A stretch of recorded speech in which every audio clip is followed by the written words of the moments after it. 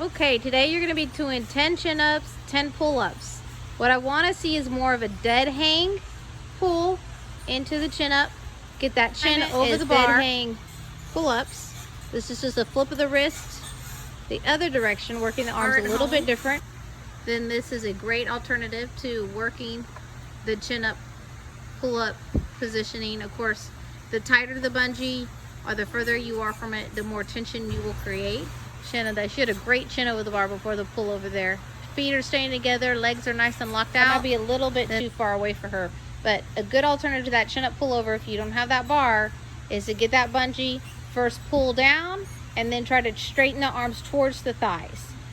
So you're still engaging some other parts that you would use during that chin up pull over. You're gonna go from touching the bar to your thigh to back up to that support over your chin. You want to try to keep a really flat body during another alternative exercise for those levers. So she is struggling as she's rehabbing an injury to her right arm. But go ahead and stand up, Maddie. So if she were to stand and do this, and let's go chin up position and now push down to the thighs, try to push straight down to the thighs. That would be a good alternative to those levers to help still work some of the same muscle. Of course, you're not engaging quite as much as the abs here, but you're still trying to get that arm work of the pull into the chin and then straight down to the thighs. A little bit lower. Good job, good job. All right, bungee alternative to skin the cat. You can just, hook it somewhere and then just pull down. So you're still getting that reverse grip pull. As you can see, she's a lot stronger with that left arm because she's still rehabbing that right arm right now. But this is a good alternative, especially if you don't have that bar at home, to do that bar conditioning. Bar push-ups, we want to stay real hollow throughout that, keep the body away from the bar. Peyton, push up in your shoulders a little bit more and squeeze your booty. You see how she went to the rounded position. So Alexis is just going to show us an alternative to the bar push-up. Once again, if you don't have a bar at home, if you can find some kind of safe ledge that you can't fall off of, that your mom's not going to yell at you about, you can also use an edge to do these bar push-ups with a little more hollow at the top of the push. There, Alexis, there you go. But that is an alternative if you do not have a bar. Alternative, once again, if that ledge is not available, or if you have an injury you're dealing with in the wrist or finger area, you can work that round push. She is on her toes. This would be something that you could also do on your knees if you're not quite strong enough to do it this way. We're just working bar hollow outs, and they're just pushing to that lower thigh position and really trying to create a little more turtle shell on top, Peyton. Alexis is demonstrating doing it on a ledge as well. A little more turtle shell at the top of your back there, Alexis. So if you have a ledge available, this is great to work pushing through your shoulders and pushing through your back for circling. Once again, an alternative if you have a wrist or finger injury, she's working the round turtle shell at the top and pushing through that back without being weight bearing on the wrist, which is also another alternative.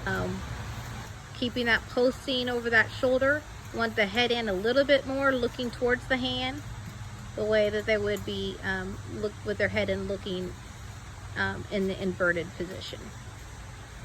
Really pushing and switching, keeping the arm straight, looking for the form of the toes pointed and the ankles together. This is showing us an alternative just for a ledge if you don't have a bar at home. It's a little bit more difficult here because it's a little bit more rocky and she just doesn't have quite the control of the grip on the bar.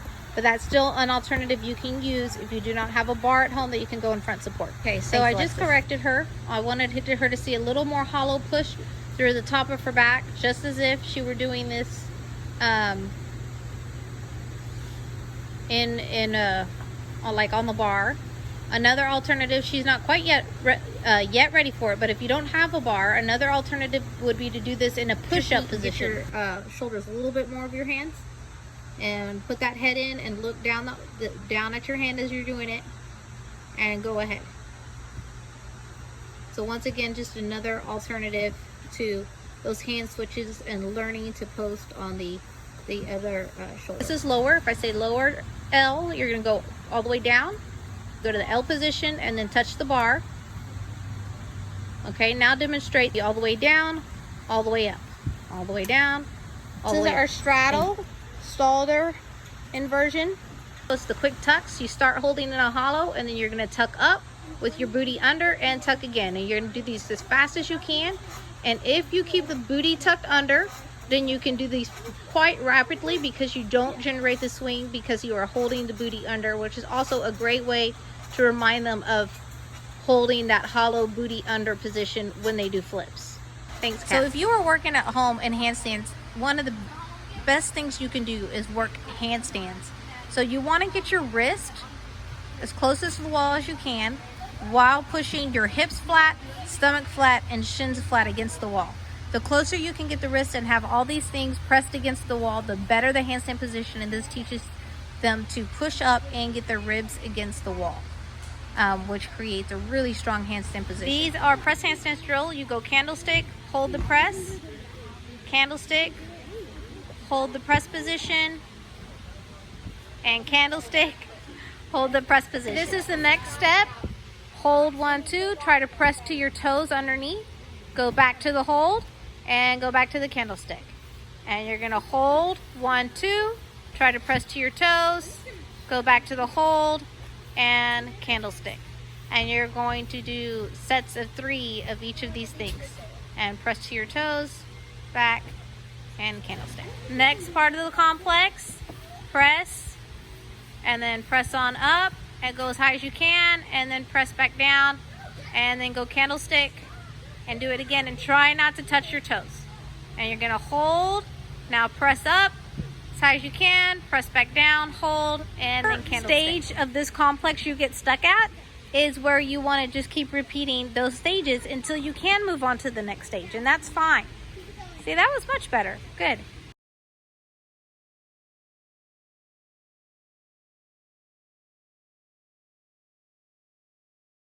This is for flexibility. They're gonna high kick, slide to a split without putting their hands down. Then they will put their arms behind them and stand up with straight legs. Slide, get the toe under and back, press back, hands down, straight arms, stand up. Okay, these are needle kick slide outs, and then ring kick. Straight legs when they stand once again. They're gonna needle kick, keep their hands by their foot, slide out, fully stretch, and then ring kick, straight arms, straight legs. Side kick, once again, kick to that ponytail. Straight arms as you slide out to the middle split, straight legs, and you slide down. Then you straight arms and push up. Once you get all the way down, straight arms, push up, straight legs, step across, and kick again.